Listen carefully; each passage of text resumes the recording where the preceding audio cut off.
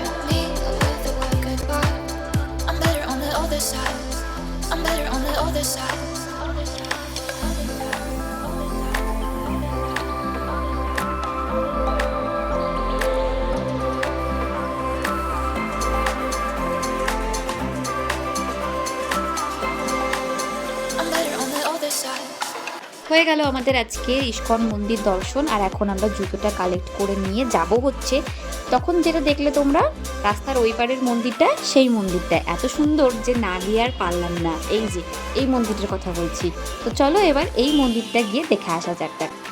এত সুন্দর কারুকার্য মন্দিরগুলোর যে দেখে যেন মনটা একদম ভরে যাচ্ছে।